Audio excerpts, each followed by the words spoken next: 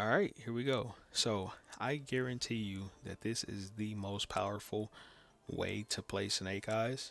When people start figuring this out, when people start seeing either my video or playing against me enough and this happens to them and they realize what I'm doing, when this gets out, I guarantee you we're going to start seeing this stuff on the ban list. And I know what you're thinking, bro. What are you even talking about? I'm talking about this card right here. Now, you can get way more access to this card by simply adding in 3 more trap tricks as well.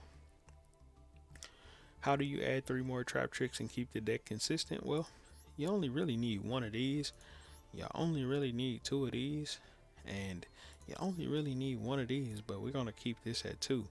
But I mean, you can pretty much reduce the number of whatever you want. You can even take out where art thou. You could take this out, take one of these out, take one of these out, run 3 trap tricks in its place. If you wanted to do that for consistency purposes, just for getting this card more consistently, and then it would basically become a 2 card combo. Do you draw something to get 2 level 1s out plus access to this card, and then you just basically build depending, it's like every Snake Eyes build, you build the most optimal board for what you got.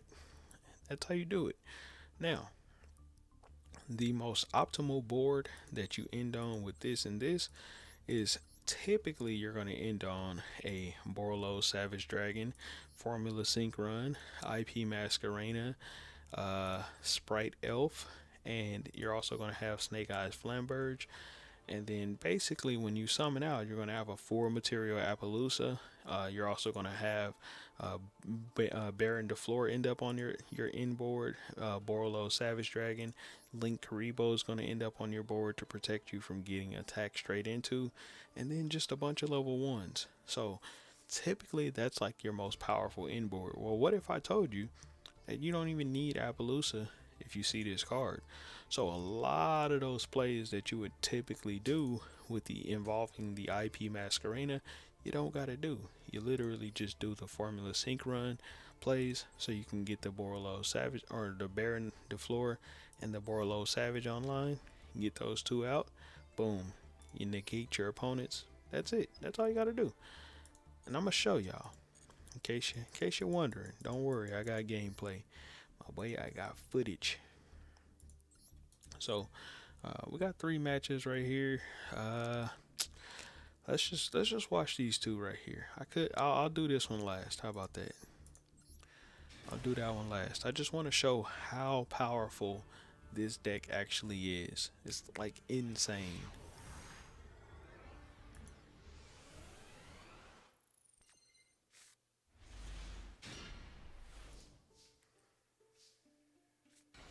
So we're gonna start off with Snake Eye Ash. My opponent is gonna activate Effect Veiler.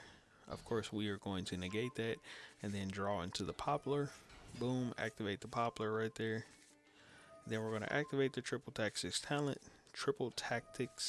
talent to look at my opponent's hand, get rid of whatever we need to get rid of to prevent any follow-up. And then we're just building the most optimal board for what we got in our hand. We draw a card, and what you look at, bro, look at the draw.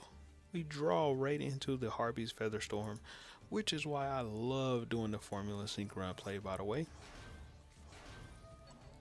And then right here, we're just gonna go right into Baron DeFleur, and then right into Lyrilusk Assembled Nightingale. Now, bro, this might look like the weakest board of all time. How the fuck is this gonna do anything for us, right? How is this even good, Mike?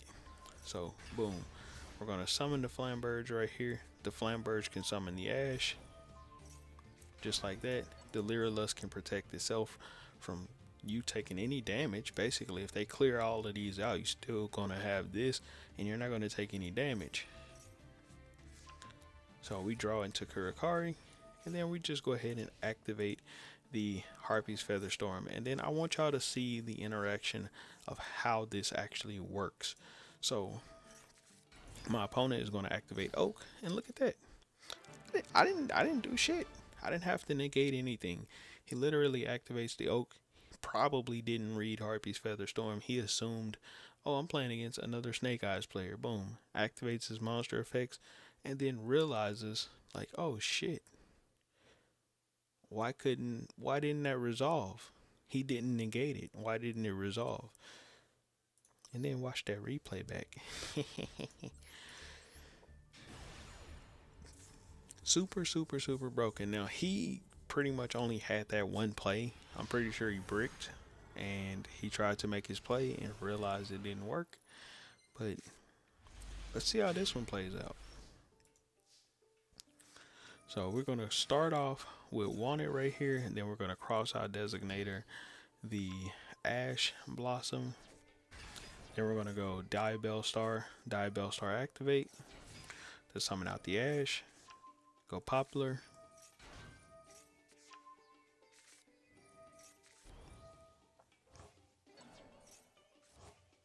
And there we go. We're going to go into lilmikemikesix. Send those two to go into the Flamberge. Oak is going to summon. And then we're going to bring out IP Masquerena. Put the Ash on the field to go into Promethean Princess. Revive back to Flamberge. Use these two to go into Sprite Elf, which gives us targeting protection. We're going to set down the IP Masquerena. And then also our Infinite Impermanence. Now, this is the other board that I was referring to. So we're going to summon out the Maxi, or activate the Maxi, I mean, and then revive it back so we get our fourth material. And then we're going to link everything off on the field to go into Appaloosa Bow of the Goddess. And then we're going to activate all of our level 1 effects right here to get the maximum amount of value. And then tribute off that Poplar, so then that way we can use this graveyard effect to set the Flamberge in the back row. And then when he special summons, it allows me to actually summon out that Flamberge. And then my opponent is going to attempt to play through the Appaloosa, and then he's going to pop with the Vanadium. I'm going to negate that as well. He's going to activate the Feast of Starfrost to pop, and then we are going to activate the Promethean Princess to then pop his Visa Starfrost. He's going to revive it back, go into a level 10, and the first action that we're going to do is negate that thing with Infinite Impermanence. Now, he should have activated his negate, and then he is going to attack, giving me hefty damage off of that Visas Astrolaud. And because he had got negated, I was able to activate that Nibiru, and he was unable to stop it. Now, how are we going to clear this Nibiru token? Well, for one, we got Subversion, my boy. So we're going to take that Nibiru token, and there we go. Boom, 1 for 1. Basically to send the Jet Synchron. And then there we go. Boom, boom. Then we're just going to attack. And of course, we're going to tribute this off with the lilmikemikesix. Attack one more time. And then now it is troll territory. We are going to summon out the Lyrilusk, assemble Nightingale. Now, I'm pretty sure I could have killed him.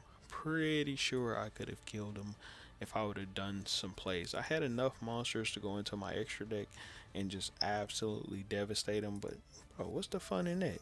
So we are going to activate that Lyrilusk, assemble Nightingale on his turn, and then we are also going to activate a couple more effects right here.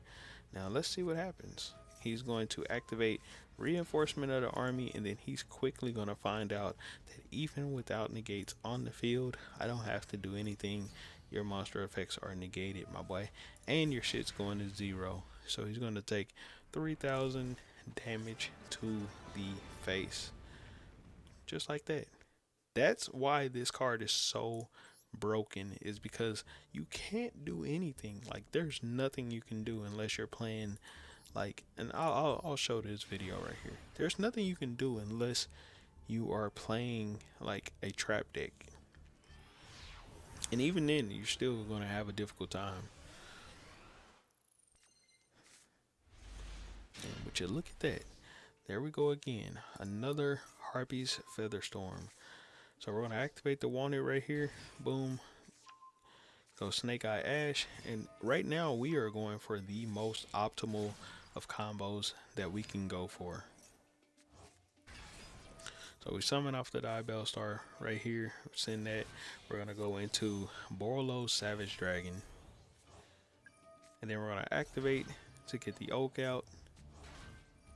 Bring out the jet synchron, send those two to summon out another flamberge. Then we're going to revive 2 monsters, go into formula synchron to draw a card. Then we're going to discard the maxi because why? We just don't need it. And then we're going to go into the Lyrilusk Assembled Nightingale. Now, remember what I told y'all? Remember the board that I was saying that usually you would want to set up? The typical board? Well, this one is better than the typical board, and I'm so glad I'm showing this match right here against the king, because this board right here is even better than the typical board that you see for a couple reasons. For one, you get an Omni Negate here. We're also going to have an Omni Negate with with Baron DeFleur. We got the Lyrilusk Assembled Nightingale plus the Harpy's Featherstorm, which means typically the most we would get from value out of this card is 4 negates, right? 4 monster negates. Well, this card gives you unlimited monster negates everywhere. You don't have to worry about them chaining. You don't have to worry about like chain blocking. None of that. It negates every single last monster effect that they activate. So you don't got to worry about none of that. So here we go. And this card is protected. So you don't. Here's another like interesting thing to this. Also, when they go to attack into your Linkuriboh and you got to worry about that, you don't got to worry about this card getting hit. A lot of the times people don't read. They just see the weakest monster on the field and they crash into it. And most of the time, by the time they attack, they find a way to clear your board anyways if they are going to attack. So we're good. And I'm going to show you. So right here, we're going to go into Baron DeFleur. Summon out these 2 level 1s. We're going to put these into defense. Grab Kurikari just in case he can play through something in some kind of way. He's going to activate the effects of card destruction, try to get us to discard our hand. Then he's going to activate this card, which I've never seen before. Drag down into the grave. Bro, of course we're negating that. And then he's going to send 1 monster to the graveyard. Now, like I said before, we don't have to worry about monster effects, so we're not going to negate anything. It's already negated. Then we're going to go to Linkuriboh, push this to 0. He's going to attack, and then pretty much scoop it up, bro. Like, what could he do? What could this man do? Y'all tell me, what could he have done? And here's the thing. There's going to be people in my comment section saying that I wasted their time, my video is trash, and all this other shit. Bro, you tell me that this isn't the best deck that you've seen, bro. You tell me that there's a deck out there better than this one. If you saw Snake Eyes before and you see how powerful Snake Eyes is, tell me, bro. Do you think that this is not the best version of Snake Eyes? Do you think that the Appaloosa is better than literally negating every monster effect, bro? And protecting that shit with a Linkuriboh? One attack is what you protect it from, is 1 attack. And you only get to negate 4 times. This one, you negate everything. Hand, deck, graveyard, banish pile, extra deck. Like, if it's a monster, it's getting negated, my way. So, yeah. Hopefully y'all enjoyed this video. I'll catch y'all on the next one. Peace.